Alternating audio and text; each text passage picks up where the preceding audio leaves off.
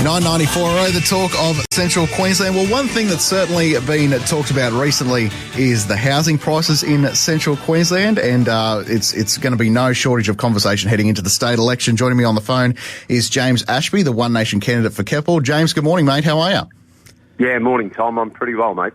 It's a problem in our region, certainly, isn't it? Yeah, it's even worse here than what it is in Brisbane, because the Brisbane vacancy rates down there, if we're talking about rentals, are at about 0.86%, whereas a place like Yeppoon's at 0.45. It's twice as hard to get a place in Yeppoon, and Rocky's even harder than Brisbane as well, with vacancy rates across the region at 0.82%. So that's real tough, and people are paying for it too. James, we've seen that no doubt there's been an increase in population in Rockhampton and Keppel since particularly COVID. A lot of people moved up towards this way. What can the state government do to fix these issues? Well, we know right now that housing prices, if you were to buy or rent, are above the odds. And I remember when I first came to this part of the country 25 years ago, I bought my first place at Bayview Towers there for $40,000. So those days are gone. But when you're looking at the median price now for, say, Rocky area, Norman Gardens, if you want to buy a house there, you've got to pay $518,000 is the median price. But the disturbing part about that is you've got to have an income of over $100,000 a year to be able to afford it. And that's over a 30-year period. That's having a 20% deposit. And then if you want to live down the beach, you've got to earn somewhere between $117,000 a year if you're in Yeppoon, or Emu Park, you need to earn about $111,000 a year. That's getting tough for a lot of people. So the move down to the beach is hard enough, but a chance to own a property in Rocky's tough. There are ways, because right now the local governments are charging $31,000 for what they call infrastructure charges. Now you'd think, okay, well, fair enough, that goes towards roads or power lines or whatever it might be that council's got to put in. Well, I was actually shocked to learn, Tom, that council give you nothing for that $31,000 if you're a developer. Developers are on the hook for everything: roads, curb and channeling, NBN, water, sewage, you name it. Everything that goes into a new housing estate now, the developer's on the hook for, and that's roughly about $100,000 per block. Now, the state could also make it cheaper by not charging land tax when those titles are given, and councils could actually suggest to developers, look, we won't put you on the hook for rates until we actually see you sell that block to somebody who's going to put a house on it. Because right now, rates aren't cheap, whether you're in Rocky or Livingston, and for most average house blocks that have got services, whether that be water, sewerage, rubbish, you're up for around about $5,000 a year on the coast for those services, even though you don't have a house on it. So for a developer, there are ways in which we can make it cheaper for them to cut up more blocks, and ultimately that's going to bring down the price for the average household that wants to go and buy and build a brand new property.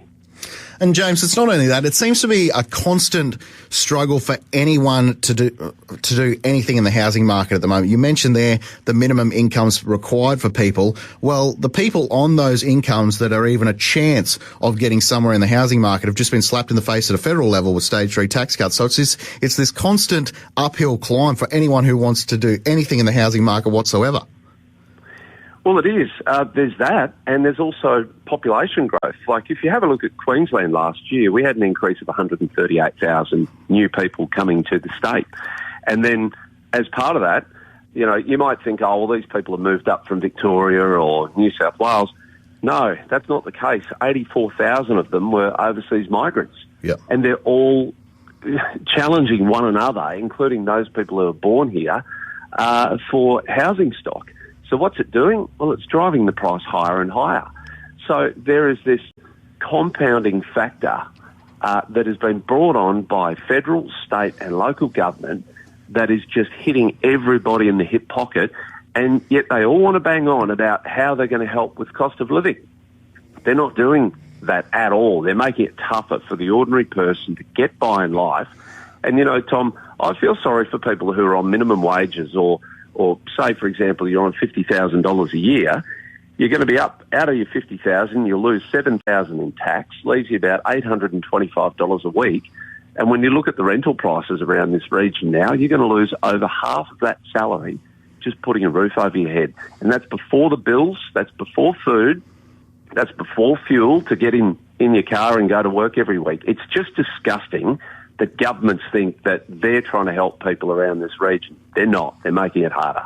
Yep, exactly right. And the other point, James, I just wanted to touch on, Stephen Miles was caught in the last 48 hours at a press conference reacting quite bizarrely to a question on youth crime.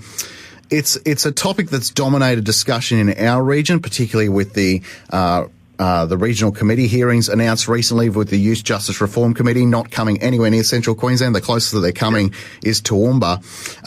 And I just feel whenever I talk to people from Brisbane in Parliament at the moment, in the government, they don't quite get it, that what's happening here. No, he's out of touch. When you live in Mango Hill, it's an affluent suburb of Brisbane that doesn't have the crime rate that our regions do. He doesn't get it. He's out of touch. And that's why I laughed, because he doesn't see the juvenile crime or crime in general as a problem where he lives. It's a disgrace. It shows that this bloke has no empathy towards as small a problem. With crime, it could be, something stolen off the front lawn of your property, whether it be mail or a package, right through to the devastating death of that woman this week, that grandmother of 70 years old, who simply went back to check that a car was locked and she ends up dead. The bloke doesn't get it. I think the Queensland public are starting to realise that Labor are on the nose because they have done nothing over the last decade to deal with juvenile crime. And he admitted himself in that same interview, they don't have any legislative changes ahead of them between now and the October election. So that's a clear indication to anyone in this area and right across the rest of the state, change the way you vote. And on that note, the LNP don't have any suggested changes either, other than changing legislation. But if you make tougher penalties for kids, you've got nowhere to put them, because there are just 3 detention centres in this state, 2 in Brisbane, 1 in Townsville, and a maximum capacity between the 3 of them of 306 beds. So they're all full. Where are we going to put them? There is no plan under either of the major parties. One Nation and the Katters are the only 2 parties with a youth justice plan, and that is to build more of these boot camps.